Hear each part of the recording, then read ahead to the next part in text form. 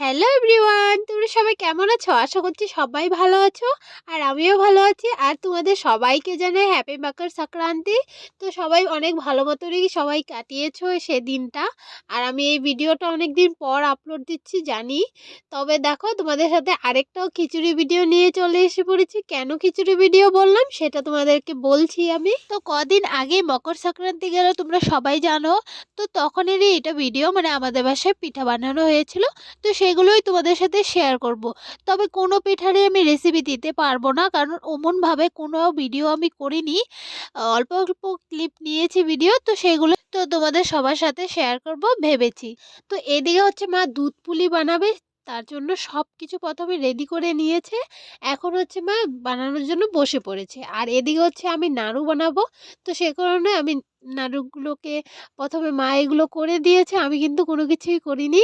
তো আমি হচ্ছে আমাকে বলল যে নাড়ুগুলো বানা। তো তার জন্য আমি বসে পড়েছি নাড়ুগুলো বানানোর জন্য। তো এখন আমাকে বলেছে যে তুই নাড়ুগুলো বানা। তো এই জন্যই আমি বসে পড়েছি। হ্যাঁ, আরেকটি কথা তোমাদেরকে বলতে চাই যে আমার কিন্তু কোনো ক্যামেরাম্যান বা আমার কোনো ক্যামেরা একটু ধরার জন্য কোনো কেউ নেই, তোমরা কিন্তু জানো।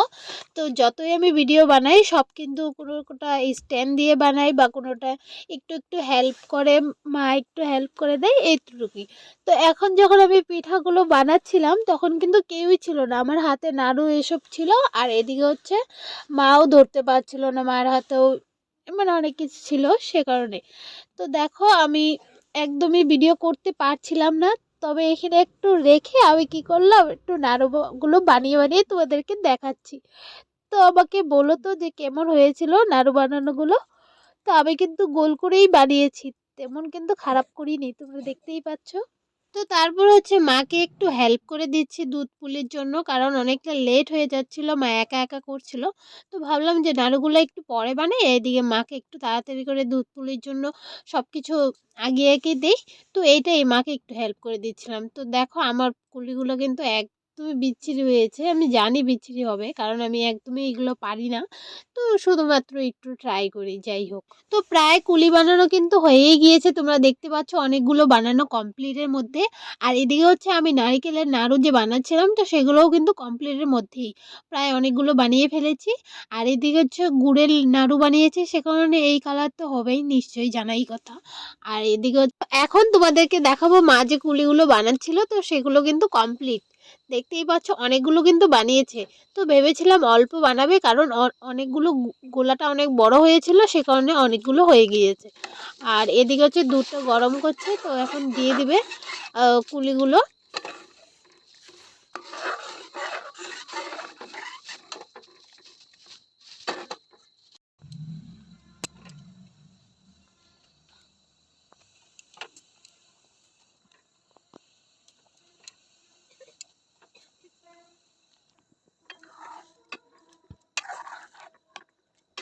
তো এই দুধ পুলি কিন্তু আমাদের বাসায় কোনোদিনও বানানো হয়নি, এবার ফার্স্ট টাইম বানানো হলো।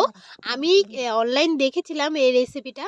তো মাকে বলেছিলাম, মা এরকম এরকম একটা রেসিপি দেখেছি দুধ পুলি বানানো, তুমি আমাকে একদিন বানিয়ে খাও না, এরকম একটা বলেছিলাম মাকে। তো মা বললো যে সংক্রান্তিতে তোকে খাওয়াবো। তো এই যে দুধ পুলি বানিয়ে আমাকে খাওয়ালো। তো এই দুধ পুলি কিন্তু খুবই টেস্ট হয়েছিল। তোমরাও কিন্তু বাড়িতে অবশ্যই খেতে পারো, খুবই টেস্ট হয়েছিল। আমি তো খেয়ে দেখেছি, আমার কাছে ভালোই লেগেছে। তো তোমরাও কিন্তু বাড়িতে অবশ্যই খেতে পারো। তো এখন মা বানাবে হচ্ছে পোয়া পিঠা বানাবে। তো পোয়া পিঠার জন্য সব কিছু মা রেডি করে নিয়েছে, আর এদিকে বানানোও কিন্তু শুরু করে দিয়েছে।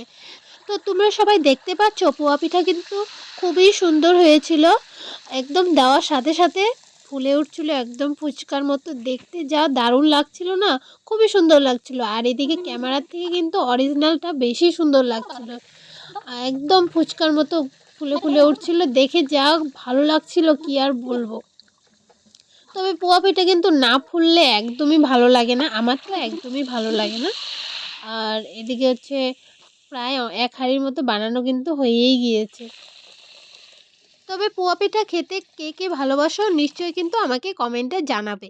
আমার কিন্তু খুবই ভালো লাগে, তোমাদের কেমন লাগে নিশ্চয়ই কিন্তু কমেন্টে জানাবে।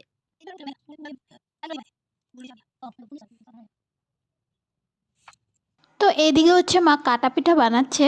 আরও কয়েক ধরনের পিঠা বানানো হয়েছিল, সেগুলো তোমাদের সাথে শেয়ার করা হয়নি, কারণ হচ্ছে সবসময় মোবাইল হাতে থাকে না, আর মোবাইল হাতে না থাকারও একটা কারণ আছে, এই হয়তো মাকে একটু হেল্প করে দিচ্ছি, এটা ওটা হাতে আছে, তো মোবাইল ধরার একদমই মানে চান্স পাওয়া যায় না, সে কারণে যতটুক পেরেছি আমি সেটাই তোমাদের সাথে শেয়ার করেছি। তো ভিডিওটি এতটুকুই, যদি ভালো লাগে লাইক কমেন্ট শেয়ার নিশ্চয়ই করবে, আর সবার সাথে আবারও দেখা হবে নেক্সট ব্লগে। আর সবাই ভালো থাকো, সুস্থ থাকো, টাটা, বাই বাই।